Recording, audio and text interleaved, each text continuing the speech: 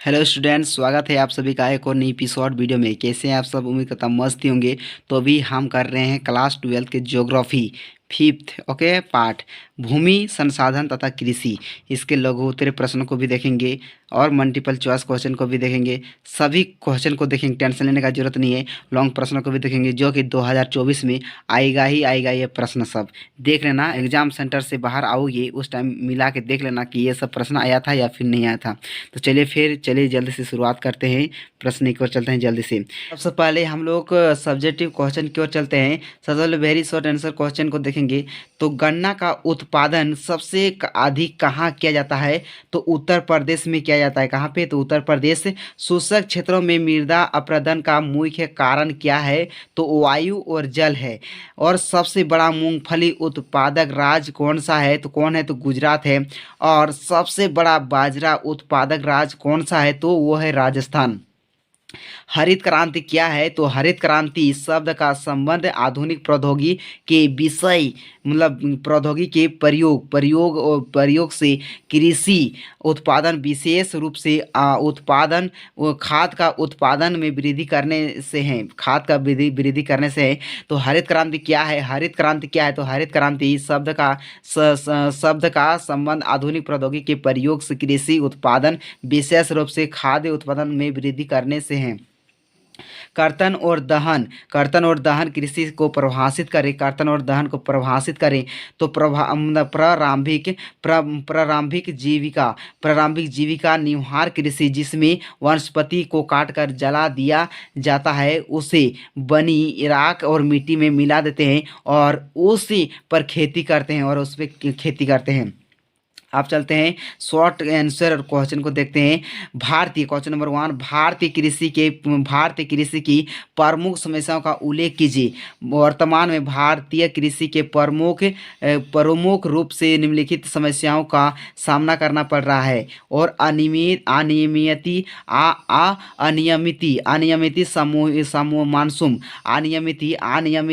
और मानसून पर निर्भरता और कृषि फसलों की निम्न उत्पादकता और वित्तीय संसाधनों की बाधाएं तथा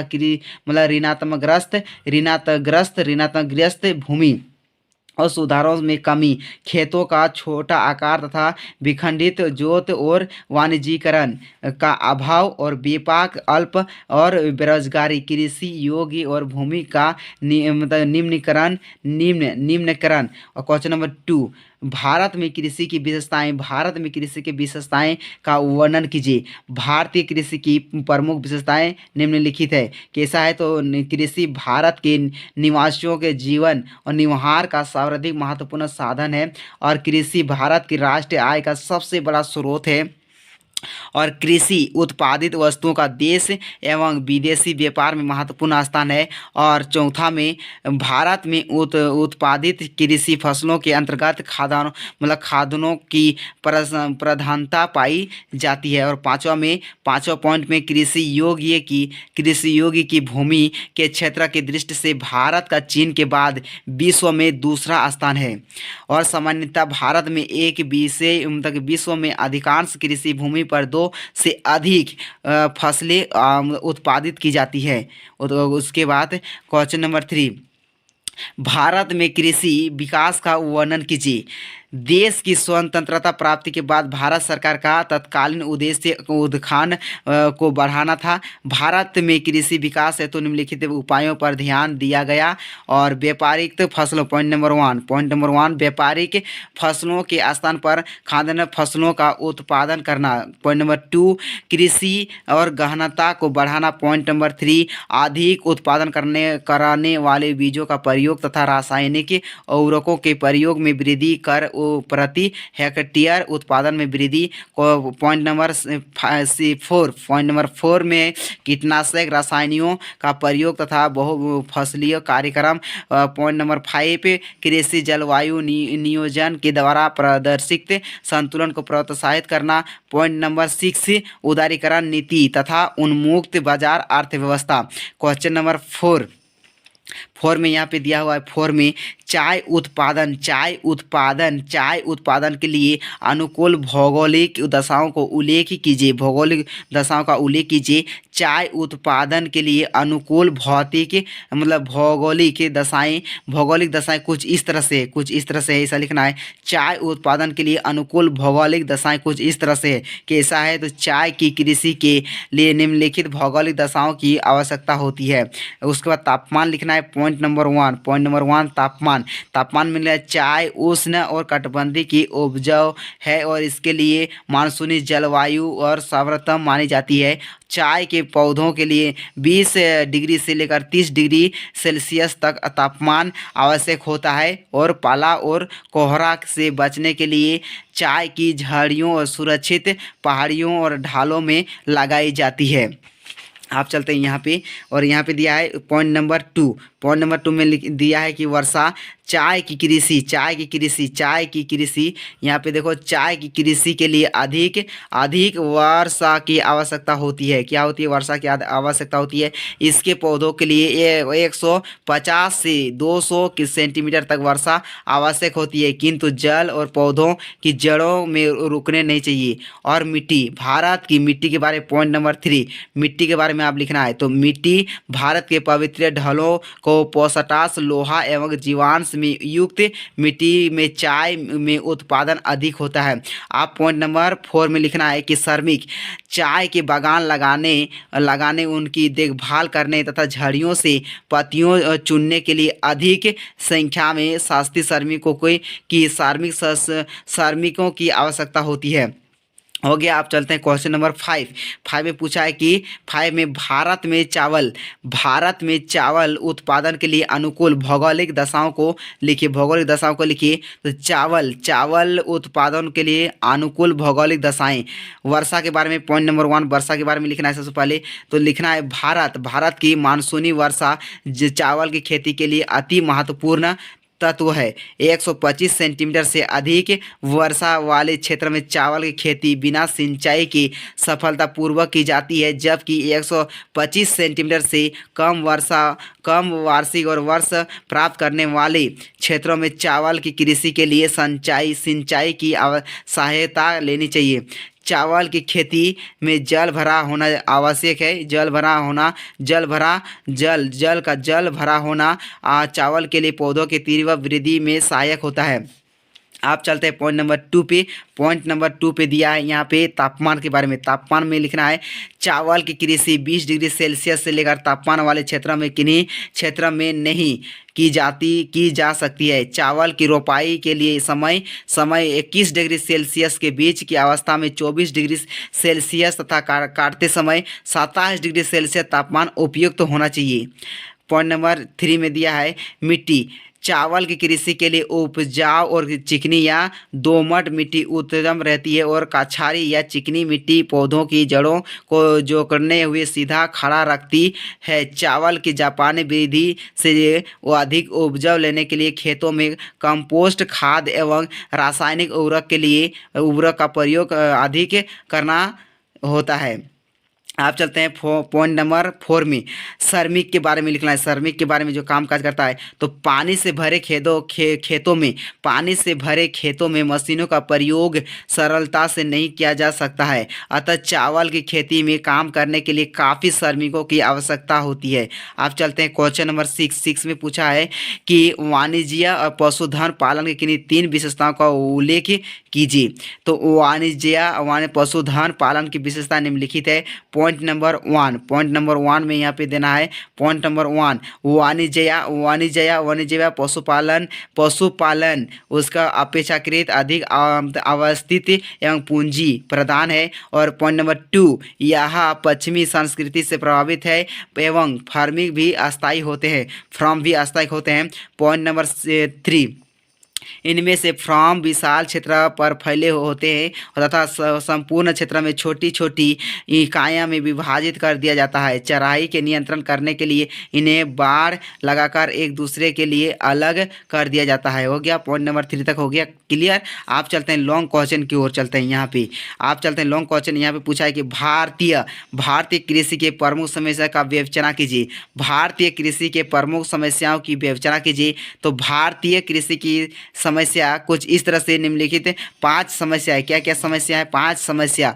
भारतीय कृषि की निम्नलिखित 5 निम्नलिखित समस्या कैसा है? तो यहाँ पे देखो कैसा है, किस तरह से है। पॉइंट नंबर 1 कुछ यहाँ देना है और लिखना है कि अनियमित मानसून, अनियमित मानसून पर निर्भरता। भारत में कुल कृषिगत क्षेत्र का लगभग 2/3 भाग फसलों के उत्पादन के लिए प्रत्यक्ष रूप से मानसूनी वर्षा पर निर्भर रहता है। भारत में दक्षिणी पश्चिमी मानसूनी हवाओं से होने वाली वर्षा अनियमित होने के साथ साथ अनिश्चित होती है। जहां अनियमित मानसून से एक और राजस्थान तथा अन्य क्षेत्रों में रहने वाली न्यून वर्षा अत्यधिक अविश्वसनीय है, वही दूसरी ओर भारत के लिए अधिक वर्षा प्राप्त करने वाले क्षेत्र में से प्राप्त होने वाली वर्षा में काफ़ी उतराव और चढ़ाव देखा जाता है, जिसके कारण ऐसे क्षेत्र कभी बाढ़ाग्रस्त तो कभी सूखाग्रस्त हो जाता है। ओके, आप चलते हैं पॉइंट नंबर 2 पे।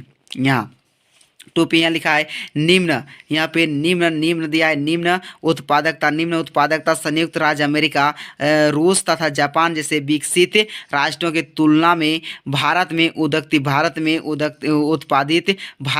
उत्पादित की जाने वाली अधिकांश कृषि फसलों की प्रति और हेक्टेयर उत्पादन बहुत कम है। आप चलते पॉइंट नंबर 3 में दिया है कि वित्तीय संसाधनों की बाधाएं तथा ऋणग्रस्तें भारत के सीमांत तथा छोटे कृषि पूंजी में की कमी के कारण कृषि कार्य में पर्याप्त निवेश कर पानी में असमर्थ रहते हैं, जिसके कारण यह विविध वित्तीय संस्थाओं तथा महाजनों में ऋण तो ले लेते हैं, लेकिन कम आय होने के कारण वे ऋणग्रस्त रहते हैं। आप चलते हैं पॉइंट नंबर कितना पे 4 पे चलते हैं। 4 में ये दिया है कि भूमि सुधारों पर कमी। यद्यपि आज़ादी के बाद भारत सरकार द्वारा भूमि सुधारों का प्राथमिकता प्रदान की गई, लेकिन राजनीतिक इच्छा शक्ति कमी के कारण सरकार द्वारा भूमि सुधार पूर्णतः लागू नहीं हो पाया। छोटे खेत तथा विखंडित जोतें, पॉइंट नंबर 5 में पूछा है कि छोटे खेत तथा विखंडित जोतें भारत के 60% कितना होता है किसानों के पास 1 हेक्टेयर से कम और कृषि भूमि है, तथा लगभग 40% किसानों के जोतों का आकार 0.5 हेक्टेयर से भी कम है। तेजी से बढ़ती जनसंख्या के कारण पीढ़ी दर पीढ़ी और कृषि का विभाजन होता जाता है तथा कृषि के जातों का आकार भी घटता जाता है। आप चलते हैं यहाँ क्वेश्चन नंबर हम लोग 2 पे चलते हैं। लॉन्ग क्वेश्चन है 2। अब यहाँ पे पूछा है कि भारत के भू और संसाधनों के विभिन्नता आकार के पर्यावरणीय समस्याएं कौन सी है और उनका निदान कैसे किया जाए, उसका निदान भी कैसे किया जाए। तो भारत के भू संसाधनों पर बढ़ते दबाव के कारण अनेक पर्यावरणीय और समस्या में उत्पादन हो रही है और जिनके निम्नलिखित पर्यावरणीय समस्या उल्लेखनीय है। और मृदा उर्वरक में ह्रास, कृषि भूमि पर तेजी से बढ़ते जनसंख्या के बढ़ते और दबाव के कृषि उत्पादकता बढ़ने के उद्देश्य से जहां एक और दलहने के कृषि क्षेत्र में कमी आ रही है, वही दूसरी ओर फसलीकरण में बढ़ोतरी होने से प्रति भूमि के क्षेत्र में उल्लेखनीय कमी आई है। इससे भूमि में पूर्ण उर्वरक पाने की प्राकृतिक प्रक्रिया और अवरुद्ध हुई है, जिसे नाइट्रोजनीकरण साथ पर्याप्त मात्रा में रासायनिक उर्वरक तथा कीटनाशक रसायनों का प्रयोग भी भारतीय कृषकों द्वारा किया जा रहा है और उक्त और कारकों के भारत में विभिन्न यहाँ पे चेकआउट करो। भारत में विभिन्न और क्षेत्रों में विभिन्न उत्पादक मृदा क्षेत्र की मृदा उत्पादकता के ह्रास अनुभव किया जा रहा है और सिंचाई तथा कृषि विकास की दोषपूर्ण नीतियों के कारण यह समस्या और भी गंभीर हो गई है। आप चलते हैं पॉइंट नंबर 2 पे। या पॉइंट नंबर 2 पे दिया है मृदा का अपरदन। मृदा अपरदन भारत में समुचित रखरखाव व प्रबंधन के अभाव में प्रतिवर्ष लाखों हेक्टेयर भूमि मृदा अपरदन की समस्या से ग्रस्त हो रही है और शुष्क क्षेत्र, पर्याप्त वर्षा और प्राप्त करने वाले वनस्पति विहीन क्षेत्र, जलोढ़ मिट्टी वाले भागों और काटे फूटे और पठारे भागों में तथा तीव्र ढोल और रखने वाले धरातलीय भूभाग में मृदा और अपरदन प्रमुख रूप से प्रभावित मिलता है। आप चलते हैं पॉइंट नंबर 3 पे। लवणता और मृदा क्षारता तथा जलाक्रांता। अभी तक भारत की लगभग 80 लाख हेक्टेयर और भूमध्य लवणता व क्षारता से प्रभावित हो चुकी है। इसके अतिरिक्त देश के लगभग 70 लाख से हेक्टेयर भूमि जलाक्रांतता के कारण अपनी उर्वरता खो चुका है। आप चलते हैं पॉइंट नंबर 4 पे। यहाँ पे दिया हुआ है कि मृदा परिच्छेदती में जहरीले तत्वों का जमाव। भारतीय कृषकों द्वारा कृषि भूमि में अत्यधिक कीटनाशक रसायनों के प्रयोग में वहाँ की मृदा परिच्छेदिका में जहरीले तत्वों का जहरीले तत्वों का जमाव बढ़ रहा है, जिसके कारण यह कृषि भी विषैली हो रहे हैं, जिनके उपयोग से मानवीय स्वास्थ्य पर प्रतिकूल प्रभाव पड़ रहा है। भू संसाधनों के पर्यावरणीय समस्याओं के निदान। आप चलते हैं पॉइंट नंबर 1 पे दिया है कि मृदा। यहाँ पे देखो मृदा उत्पादकता में ह्रास, मृदा अपरदन, लवणता तथा जलाक्रांति की और समस्या में निपटने के लिए कृषि भूमि के समुचित रख रखाव व प्रबंधन संबंधित वैज्ञानिक और विधियों का समुचित उपयोग आवश्यक है। पॉइंट नंबर 2 पे दिया है कृषि फसलों में रासायनिक उर्वरक के स्थान पर जैविक उर्वरक का सर्वाधिक उपयोग किया जाए और साथ ही खाद्यान्न फसलों के साथ साथ दलहनी और फसलों की कृषि के पर्याप्त प्रोत्साहित दिया है। मृदा प्रक्षारती और कीटनाशक रसायनों के जमाव को रोकने के लिए कृषि और विज्ञानों की सहायता लेकर फसलों की सुरक्षा किया जाए। आप चलते हैं क्वेश्चन नंबर 3 पे। 3 पे दिया है कि भारतीय कृषि की समस्याओं की व्याख्या कीजिए। इसमें समस्या का अपना सामना करना है, समस्या का सामना करना पड़ता है, मतलब भारतीय कृषि की समस्याओं की व्याख्या कीजिए। तो आंसर में लिखना है कि समस्या का सामना करना पड़ रहा है। पॉइंट नंबर 1 पे लिखना है कि अनियमित मानसून पर निर्भरता। ओके, भारत में कुल और कृषिगत क्षेत्र का लगभग 2/3 भाग फसलों के उत्पादित के लिए प्रत्यक्ष रूप से मानसूनी वर्षा पर निर्भर करता है और निर्भर रहता है। क्या करता है? मानसूनी वर्षा पर निर्भर रहता है। भारत में दक्षिणी और पश्चिमी मानसूनी हवाओं से होने वाली अनियमित होने के साथ साथ असुनिश्चित होती है, जहां अनियमित मानसून एक और राजस्थान तथा अन्य क्षेत्र में होने वाली न्यून वर्षा अत्यधिक अविश्वसनीय है। वही दूसरी ओर भारत से अधिक वर्षा प्राप्त करने वाले क्षेत्र में से अधिक प्राप्त करने वाली वर्षा में काफ़ी उतार चढ़ाव देखा जाता है, जिसके कारण क्या होता है, जिसके कारण ऐसे क्षेत्र कभी बाढ़ग्रस्त तो कभी सूखाग्रस्त हो जाते हैं।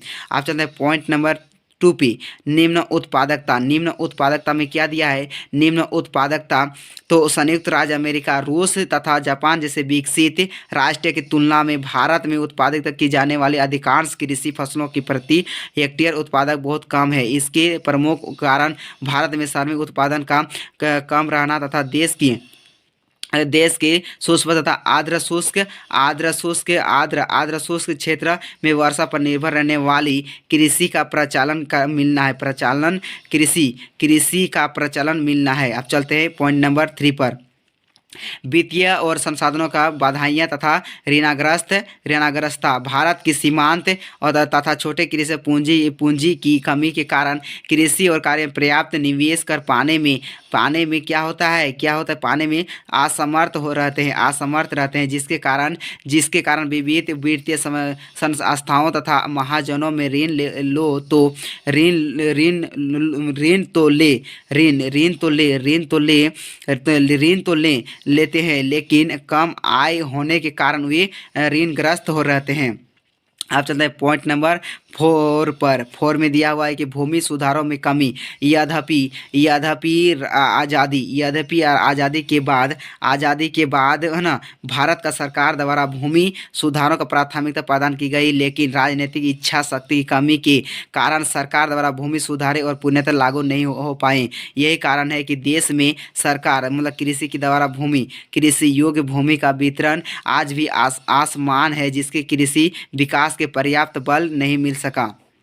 आप चलते हैं पॉइंट नंबर 5, छोटे खेत तथा विखंडीय जोतें। भारत के 60% किसानों पास एक हेक्टेयर से कम कृषि भूमि है तथा लगभग 40% किसानों के जोतों का आकार 0.5 हेक्टेयर से भी कम है। तेजी से बढ़ती जनसंख्या के कारण पीढ़ी दर पीढ़ी क्या हुआ था, पीढ़ी और दर पीढ़ी, यहाँ पे आओ, पीढ़ी और दर पीढ़ी कृषि जातों का विभाजन होता है, कृषि दर के विभाजन होता जाता है तथा कृषि जातों का आकार क्या होता है, बिगड़ता जाता है। और अतः जिन राज्यों में चकबंदी हो चुकी है और उनमें पुनः चकबंदी किए जाने की आवश्यकता है। और इसका प्रमुख कारण यह है कि विखंडित हुए छोटे आकार के जोतों आर्थिक दृष्टि से लाभकारी नहीं होते हैं। और लास्ट क्वेश्चन ये है, क्वेश्चन नंबर 4 में, भारत में हरित क्रांति के 3 मुख्य उपलब्धि का वर्णन कीजिए। किस प्रकार है, देश में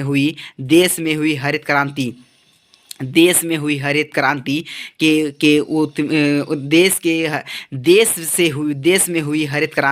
से उत्तम और किस्म के उच्च उत्पादकता प्रदान करने वाले बीजों के क्षेत्र में उल्लेखनीय वृद्धि अनुभव की गई। साथ ही हरित क्रांति ने कृषि और निवासियों जैसे उर्वरक, कीटनाशकों, कृषि यंत्रों तथा कृषि आधारित और उद्योगों के विकास के प्रोत्साहित प्रदान किया। भारत में प्रौद्योगिकी के विकास से कृषि क्षेत्र में निम्नलिखित सफलताएं प्राप्त की गई है।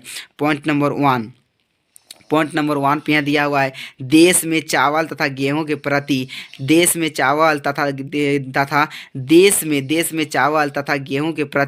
हेक्टेयर उत्पादन में उल्लेखनीय कृषि वृद्धि है ना अनुभव की गई। पॉइंट नंबर यहाँ 2 पे दिया है कि वर्ष 1950 से लेकर 51, वर्ष 1916 से लेकर 17 तक भारत में कुल सिंचाई क्षेत्र 208.5 लाख से बढ़कर 686.5 लाख हेक्टेयर हो गया, जबकि इन 56 वर्षों के दौरान एक कृषि के वर्ष में सकल सिंचाई किस तरह से हुआ था, 225 से 6 लाख हेक्टेयर से बढ़कर 981.5 लाख हेक्टेयर हो गया था। ओके, आप चलते हैं पॉइंट नंबर 3 पर। 3 में दिया, पिछले वर्ष में देश के रासायनिक उर्वरक की खपत से लगभग 15 गुनी वृद्धि हुई है। और वर्ष 1970 से लेकर 71 में देश में रासायनिक उर्वरक की प्रति हेक्टेयर खपत 14 किलोग्राम थी, जो कि क्या होता, वर्ष 2018 से बढ़कर 100 कितना 75 किलोग्राम प्रति हेक्टेयर हो गए। तेलंगाना, पंजाब तथा बिहार राज्यों की प्रति हेक्टेयर कृषि में भूमि रासायनिक उर्वरकों की खपत 1800 से 2000 मतलब कि 2000 वर्ष 2018 से लेकर 19 में क्रमशः 241 किलोग्राम तथा 224 तथा 228 किलोग्राम रही, जो देश सर्वाधिक है। तो यहाँ पे इस चैप्टर का क्वेश्चन समाप्त होता है। आई होप आज का वीडियो पसंद आए प्लीज़ लाइक करना, और चैनल पर पहली बार विजिट किया है तो चैनल को सब्सक्राइब करके बेल आइकन को प्रेस कर लेना। तो यहाँ पे जितना क्वेश्चन हम बताएं, हमको लगता है कि ये 2024 में आ भी सकता है। आप चलते हैं क्वेश्चन नंबर, हम लोग चलेंगे दूसरा वीडियो में, इस पार्ट को देखेंगे जल और संसाधन। तो अभी जस्ट इस वीडियो को अपलोड करने के बाद इस वीडियो को बनाएंगे, उसके बाद फिर दूसरा वीडियो, उसके बाद एग्जाम देने आप लोग रवाना हो जाना। ओके, तो चलिए दोस्तों, फिर नेक्स्ट वीडियो मिलता है, तब तक अपना ख्याल जो रखें, तब तक ले जय हिंद, वंदे मातरम।